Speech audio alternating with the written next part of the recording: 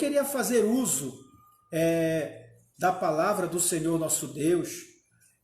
Nós pegamos 3 referências aqui para nos ajudar dentro daquilo que Deus quer tratar conosco nesta noite, tá? Nós queremos fazer uso inicialmente de Joel, capítulo 3, versículo 10, a parte B do versículo, tá? Joel, capítulo 3, versículo 10, a parte B do versículo, que diz assim, ó: diga o fraco, eu sou forte. Mais uma vez, Joel, capítulo 3, versículo 10, parte B, diz-nos assim: diga o fraco, eu sou forte. Essa é a primeira referência. A segunda referência que nós gostaríamos de fazer uso nessa noite é Salmo 91. Salmo 91, verso 10, 11 e 15. Diz assim, ó, o Salmo 91 no seu verso 10. Nenhum mal te sucederá. Tome posse dessa palavra já inicialmente nessa noite. Nenhum mal te sucederá. Praga nenhuma chegará à tua tenda, porque aos seus anjos o Senhor dará ordens a teu respeito, para que te guardem em todos os seus caminhos. Que palavra poderosa! Ela nem precisa de comentário, porque ela mesma já fala por si só. Vocês me permitem fazer a leitura desse texto novamente. Diz assim a palavra de Deus para a sua vida nessa noite, diante de tudo que nós estamos vivendo. Nenhum mal te sucederá, praga nenhuma chegará à tua tenda, porque aos seus anjos o Senhor dará ordens para que te guardem em todo a teu respeito, para que te guardem em todos os teus caminhos. E o 15 ele diz assim: você me invocará e eu te responderei. Na sua angústia eu estarei contigo, livrá-lo-ei e o glorificarei. Tá? O seu clamor, a sua oração não ficará sem resposta. O Senhor te guarda. Você que está desesperado, você que está aflito, você que está angustiado, angustiada, há uma palavra de proteção, de blindagem, de segurança, de amparo, de proteção da parte do Senhor para a sua vida. A outra referência que nós queríamos fazer uso nessa noite é Números, capítulo 13. Números, capítulo 13, tá?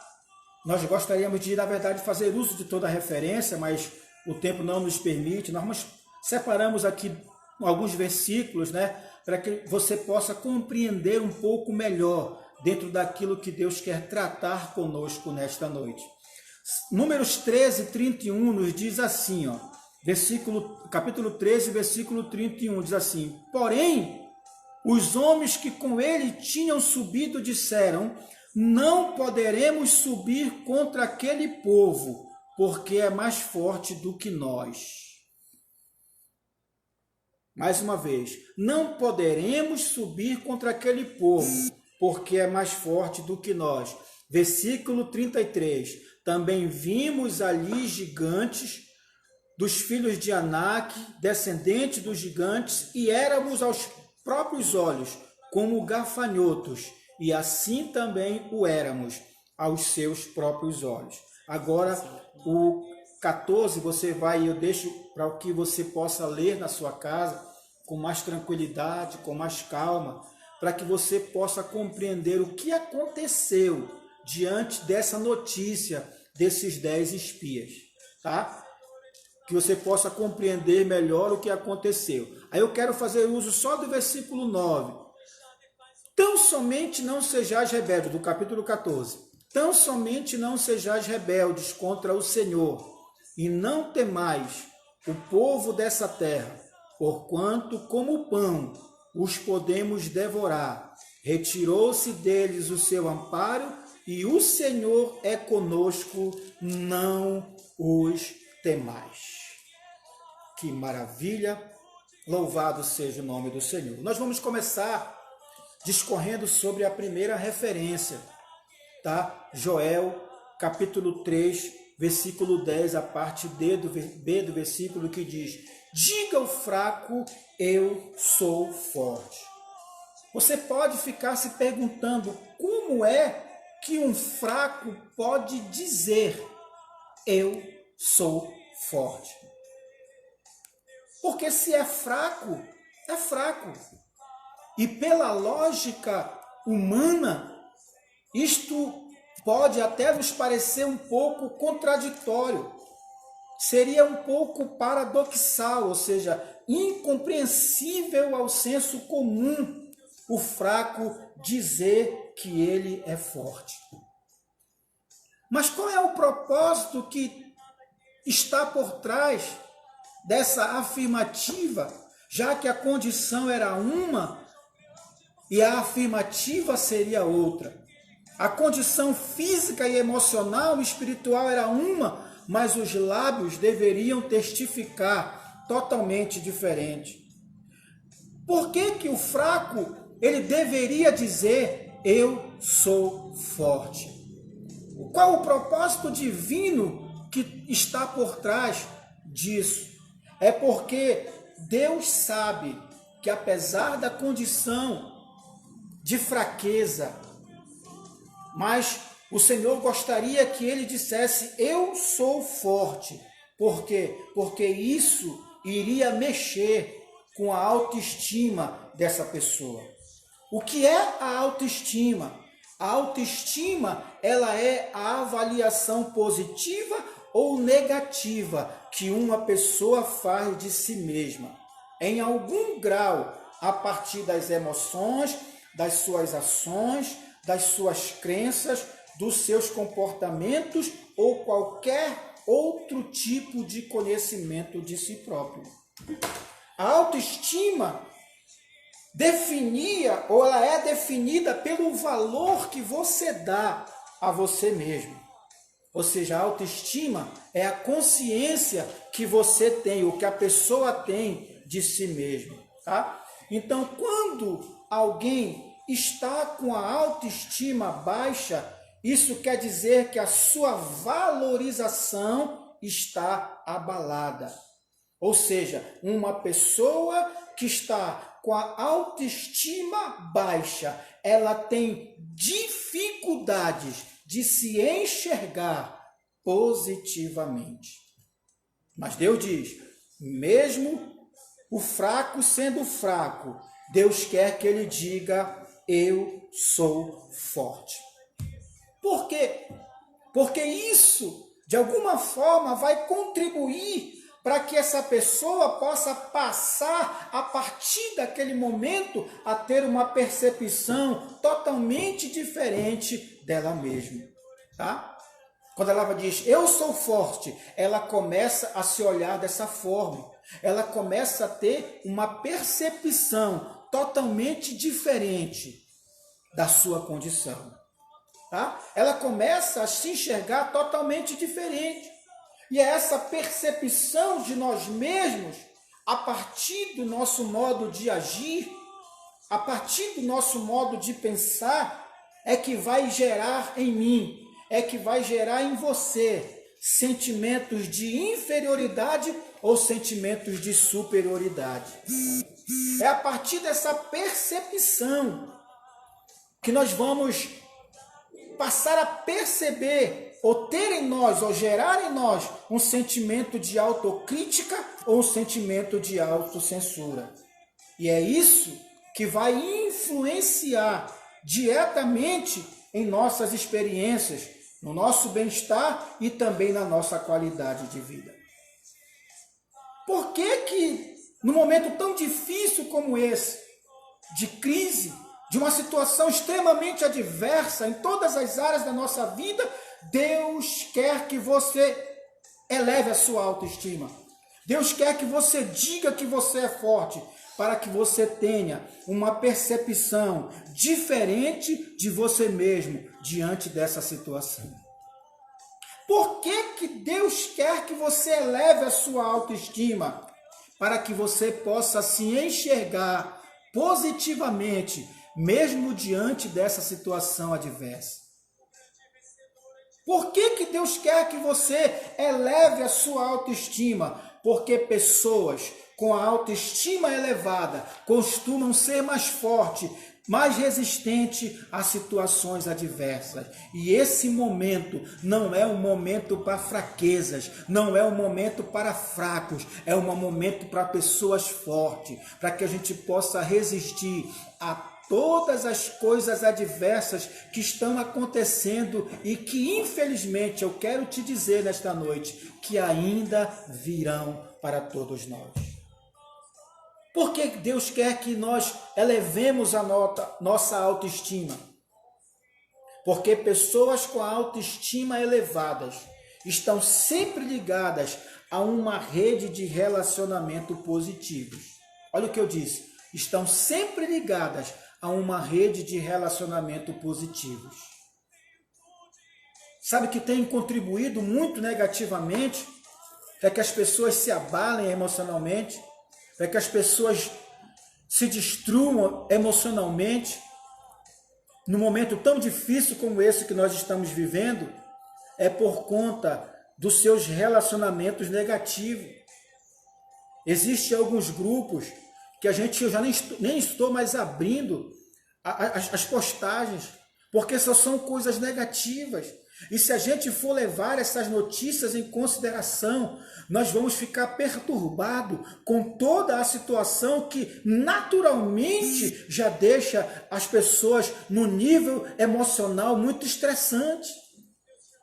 Então, olha só, eu fiz alguns registros aqui de um veículo de comunicação que ele cancelou todas as suas programações praticamente e durante 11 horas, ininterruptamente, ele tem veiculado notícias sobre o coronavírus. Mas preste atenção, em nenhum desses momentos, nenhuma dessas notícias, você vê ou ouve ou lê algo de positivo, que possa elevar a nossa autoestima, que possa jogar a gente para cima, que possa criar em nós, fazer suscitar em nós, em mim e em você, em toda a população brasileira e talvez mundial, uma perspectiva positiva de que logo, logo tudo isso vai passar e que nós voltaremos ao nosso convívio social, às nossas atividades rotineiras. Eu vou só ler rapidamente para que você tenha ideia, tá? Que esse tipo de notícia, em vez de contribuir para nós de forma positiva, acaba nos desestabilizando emocionalmente. E isso não é bom. Olha só, 12 dos 20, olha só a notícia veiculada, 12% dos 28,5 mil infectados na Espanha são da área de saúde. Agora imagina um profissional da área de saúde, lê uma matéria como essa, assiste uma notícia como essa, ouve uma notícia como essa, uma postagem como essa, como é que vai ficar? Como é que vai ficar o seu emocional?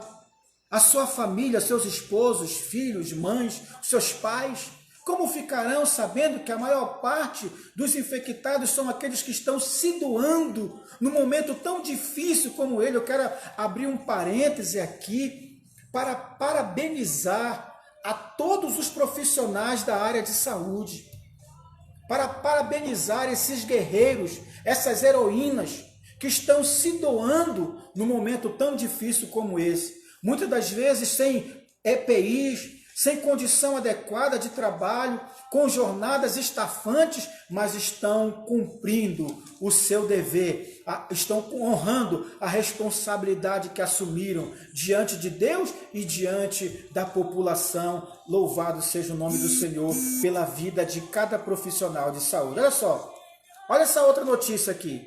15 já morreram em São Paulo e 3 no Rio de Janeiro. Casos no país chegam a 1.226 infectados. Mais uma outra notícia que esse meio de comunicação posta, veicula. Jovem infectado fala sobre os efeitos. 2 pontos. Parecia que o meu peito ia furar.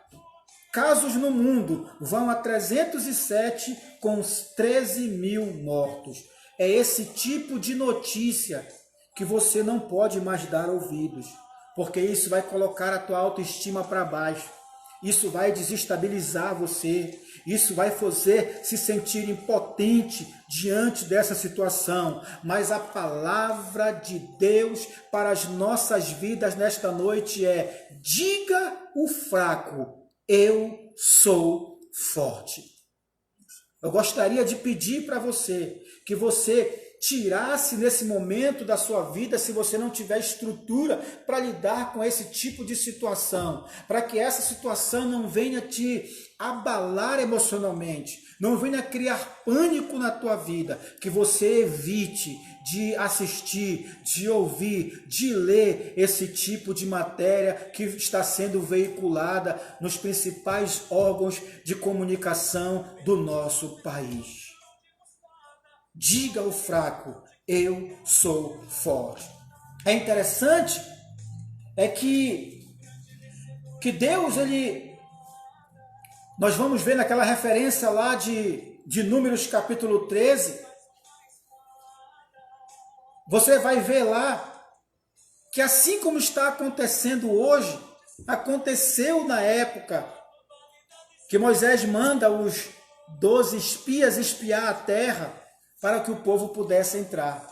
E quando eles retornam da espionagem, reúnem todo o povo, mais de 2 milhões de pessoas estavam ali para receber a notícia, para receber o relatório, e 10 espias abalaram mais de 2 milhões de pessoas com a sua notícia. Eles disseram que eles não tinham condições de conquistar aquela terra. Eles não tinham condições de tomar posse da promessa que Deus havia feito para eles, porque o povo daquela terra, do que eles. Se essa for a visão que você tiver de você ou da situação que está chegando no nosso país e no mundo, eu quero dizer para você, infelizmente, você não vai conseguir prevalecer diante dessa situação. Uma notícia abalou mais de 2 milhões de pessoas, causou desespero em mais de 2 milhões de pessoas. As pessoas entraram em pânico por causa de uma notícia de 10 espias. Deixa eu dizer uma coisa para você. Nós sabemos que o vírus é real, mas nós sabemos também que ele não é tão letal como nós achávamos que ele era. Tá? Nós já enfrentamos em nosso país crises muito piores do que essa que nós estamos enfrentando. Nós já passamos por situações muito difíceis, muito mais difíceis do que essa que nós estamos enfrentando. E nenhuma delas conseguiu fazer com que a gente caísse. E não é essa situação que vai fazer você sucumbir, que vai fazer você cair, que vai fazer você parar. A mídia não repassa que o vírus não é letal. Ao contrário, ela procura causar um terrorismo emocional em você, causar pânico em você. E tem muita gente indo ao desespero, porque tem dado ouvido a esse tipo de notícias ruins. Mas nesta noite, Deus quer que você troque o seu medo por uma notícia de fé, por uma notícia de esperança, por uma notícia de bênção, por uma palavra de encorajamento da parte de Deus para a sua vida nessa noite. Deixa eu te dizer uma coisa, você que está me assistindo nesse momento, você que ainda vai me assistir depois que nós circularmos esse vídeo, você não pode se desesperar por conta desse vírus. Ele é real, pastor Denis? Sim, ele é real. Mas deixa eu te dizer uma coisa, Deus está olhando por você. Deus está olhando pela tua família. Deus está olhando pela tua parentela. Deus está olhando pela tua casa. Tu não serás atingido. Praga nenhuma chegará na tua tenda, porque o Senhor dará ordens a teu respeito para que te guardem em todos os teus caminhos. Eu gostaria que você tomasse posse dessa palavra no nome do Senhor Jesus. A crise está estabelecida, mas há proteção divina para a tua casa. Se você está na sua casa nesse momento, você está no lugar mais seguro que Deus estabeleceu nos dias em que nós estamos vivendo. Nenhuma crise pode ser mais forte do que o teu estado emocional e espiritual em que você se encontra. Não deixe nenhuma notícia ruim, nenhuma fake news abalar você. Deixa eu dizer uma coisa para você. A mesma crise que levou o Egito a uma fome sem precedentes foi a mesma crise que levou José, que estava lá na cadeia como um presidiário, a chegar no posto de governador. É o teu estado emocional e espiritual em que você está quando chega a crise é que vai determinar como é que você vai sair dela. E eu queria que você te fazer uma pergunta para a tua reflexão nesta noite. Quem é você quando a crise chega na tua vida? Você é perdedor ou você é vencedor? Quem é você quando a crise chega na tua vida? Você é fraco? Ou você vai sair dizendo nessa noite que você é forte, porque assim nos diz a palavra do Senhor? Quem é você diante dessa crise que se estabeleceu na nossa vida, no nosso país, no mundo? Quem é você? Você vai fazer parte do problema como os 10 espias? Ou você quer fazer parte da solução como Josué e Caleb? Deixa eu te dizer uma coisa, toda crise, ela traz consigo uma oportunidade, uma chance da gente poder evoluir, da gente poder crescer, da gente poder mudar todo o curso da nossa vida para uma vida melhor. Deixa eu dizer uma coisa para você, nesse momento de enclausuramento, é momento da gente refletir. Essa crise não vai destruir você, essa crise não vai parar você, essa crise não vai fazer você cair, essa crise não vai bloquear você, essa crise não vai matar você. Você vai sair dessa situação muito maior do que quando você entrou nela. Se você acredita nessa palavra profética liberada para a sua vida nesta noite, tome posse dessa palavra, tá? É tempo de você meditar, de você rever algumas coisas na sua vida, de você recomeçar, de poder você se reinventar diante de toda essa situação difícil ao qual nós estamos sendo submetidos. Mas é a tua fé em Deus, a tua confiança no Senhor, a tua convicção nas promessas de proteção que Deus tem para a tua vida, é que vão fazer você sair, superar dessa situação difícil, essa crise que nós estamos enfrentando, de uma situação muito melhor do que quando você entrou nela. Amém? Amém? É tempo de nós darmos as mãos.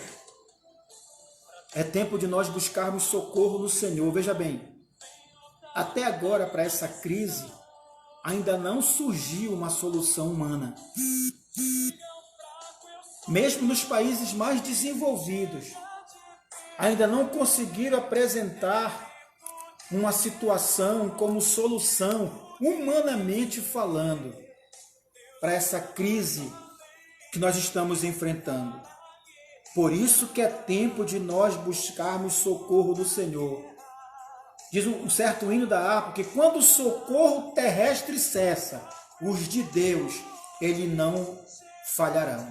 É tempo de nós valorizarmos pessoas que nós não valorizarmos mais. Eu falo isso por mim, porque a minha vida era uma correria.